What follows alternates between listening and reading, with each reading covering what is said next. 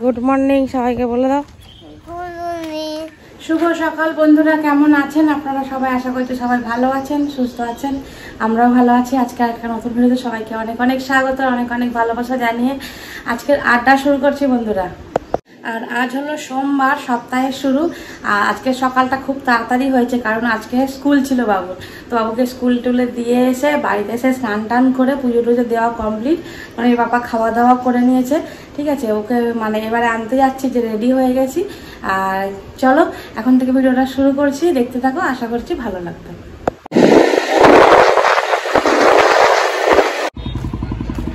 চলো স্কুল পৌঁছে গেছি, এই তো চলে এসছি। চলো কি ছাতা? এই তো ছাতা, রোদ লাগে যাচ্ছে। চলো বাবা, কালকে এই ছাতা কেনার জন্য কি বায়না। বন্ধুরা বাবুকে নিয়ে বাড়ি চলে আসলাম। যা রোদ উঠলো এখন, সকাল থেকে আজকে একটুখানি মেঘলা মেঘলা তাও ছিল, কিন্তু এই যে এখন প্রচন্ড রোদ উঠে গেছে। দিয়ে এই যে বাবু খাবে, তার জন্য দুধটা গরম করলাম, দুধ বিস্কুট খাবে। আজকে ভালো ঘুমটা হয়নি, কাল রাত্রে যেহেতু দেরি করে ঘুমিয়েছিল, তো সকালবেলা উঠতেই চায়নি। সেই ঘুমে একদম হয়ে যাচ্ছে, বারবার চাপা নিয়ে শুয়ে যাচ্ছে।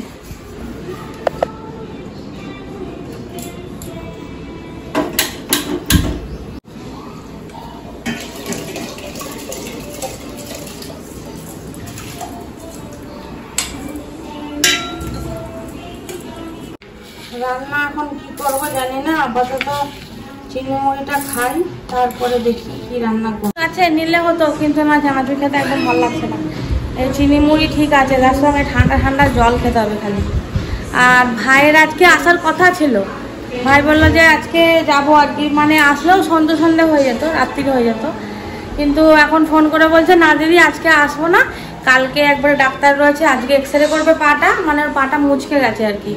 তো প্র্যাকটিস করতে গিয়ে তো পাটায় লেগেছে খুব জোর। কি গুড নাইট? এখন কেউ গুড নাইট বলে, এখন বলে গুড মর্নিং। হ্যাঁ, তো ভাইয়ের আসতে, ভাই বললো না আজকে আসবো না, কালই আসবে। নাহলে ভাবছিলাম এটিও রয়েছে একটা। দিদুন বাড়ি গেছে? কোথায় গেছে মামা? দিদুন বাড়ি। ওকে নিয়ে যাই। ও আচ্ছা, আমরাও যেতে চাই। কি বলছো? কি?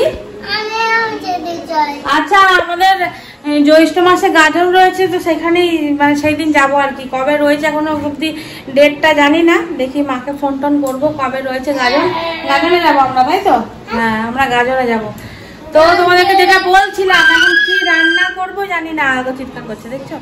কি রান্না করবো জানি না, দেখি কি রান্না করা যায়।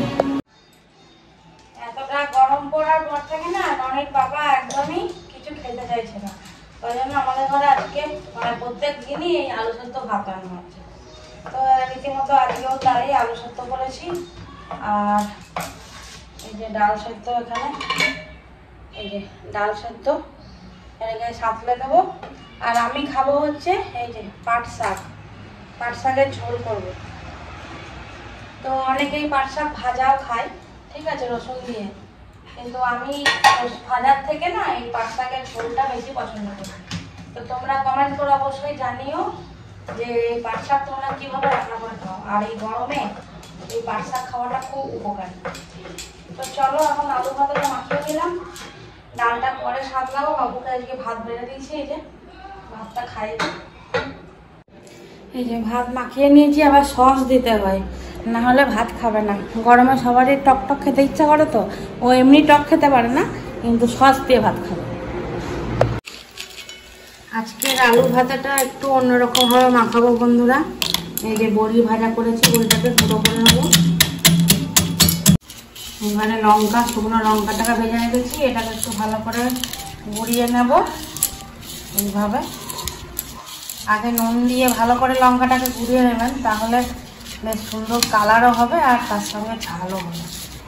দিয়ে এবারে পেঁয়াজটাকে চটকে নেব, পেঁয়াজ ভাজা। এইবারে আলু ভাতের ওপরে দিয়ে দিচ্ছি পেঁয়াজ ভাজাটা। একটাই খালি জিনিস এর মধ্যে অ্যাড করব, সেটা হচ্ছে বড়ি ভাজা। এই যে বড়িটাকে গুঁড়ো করে নিলাম, সেটাকে আলু ভাতের মধ্যে মিশিয়ে দেবো। এবারে ভালো করে মাখিয়ে নেব। এবারে বন্ধুরা পাট শাকটা রান্না করব। দেখো জলের মধ্যে যে ভিজিয়ে রেখেছিলাম পাট শাকটা দিয়ে দিলাম, একদম জল হবে। যতটা পরিমাণ আপনারা ঝোল রাখতে চাইছেন ততটা পরিমাণ আপনারা শাকের মধ্যে ঝোল মানে জলটা দেবেন আর কি। ওটাকে শাকটা যখন মানে ফুটবে আর কি হালকা হালকা করে সেদ্ধ হয়ে যাবে, মানে জলটা কমে আসতে থাকবে।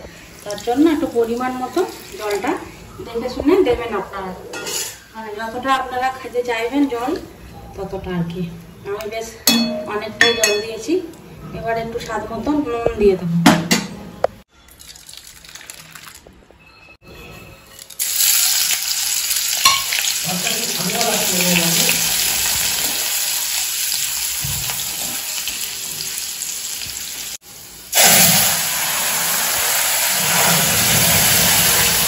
তো বন্ধুরা আজকে দুপুরবেলা আমাদের ফাইনাল লুকটা দেখিয়ে দিই কি কি রান্না হলো। এই যে বড়ি দিয়ে লাল লাল করে একদম আলু ভাতে, আর এখানে হচ্ছে মসুর ডাল হয়েছে, আর এখানে হলো পাট শাকের ঝোল। এই যে ননির বাবা এসে গেছে, চলো এবারে একসঙ্গে ভাত খেয়ে নিই। চলো চলো উঠো, আজকে আলু ভাতটা খেয়ে দেখো, নতুন অন্যরকম ভাবে মাখানো হয়েছে। না না না না বেশি নুন খেতে নেই, একটু ঘানি হয়ে যে নুন দিচ্ছি, বেশি নুন খেতে নেই। এই যে পাট শাকের ঝোল দিয়ে আমি ভাত খাওয়া যায়।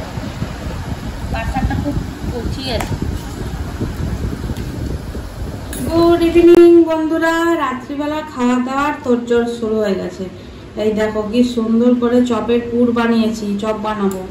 এখানে আলুর পুর বানিয়েছি, আর এখানে চপ মানে চপের যে ব্যাটার বেসনটা সেটাও প্যাটানো হয়ে গেছে। আর প্রত্যেক দিনের মতো ভাতের মধ্যে জল দিয়ে রেখেছি। এদিকে তেল গরম হচ্ছে, আর এদিকে আমি চপের পুরটাকে বানিয়েছি। দেখো এইভাবে করো, এরকম ভাবে করলে না পুরো দোকানের মতো চপের এগুলো তৈরি হয়ে যাবে। এইভাবে গোল গোল করে একটা প্লাস্টিকের মধ্যে একটু হালকা তেল দিয়েছি, দিয়ে হালকা করে চিপে দেবো। সুন্দর তৈরি হয়ে গেল। এইভাবে দিয়ে রাখলাম, তারপরে বেসনের মধ্যে চুবিয়ে এক এক করে ছাড়বো।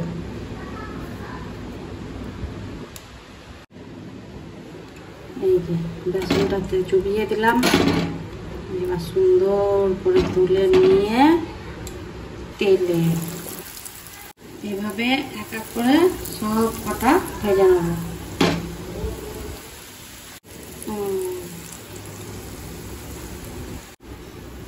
চপ ভাজা কমপ্লিট। এই যে চপ হয়ে গেছে, চলুন। তো বন্ধুরা খাওয়া দাওয়া কমপ্লিট। চলো আজকের ভিডিও এই পর্যন্ত। যদি ভালো লেগে থাকে অবশ্যই আমার চ্যানেলটাকে সাবস্ক্রাইব করে দিও, আর কেমন লাগছে অবশ্যই কমেন্টের মাধ্যমে জানিও, আর অবশ্যই একটা করে লাইক করো।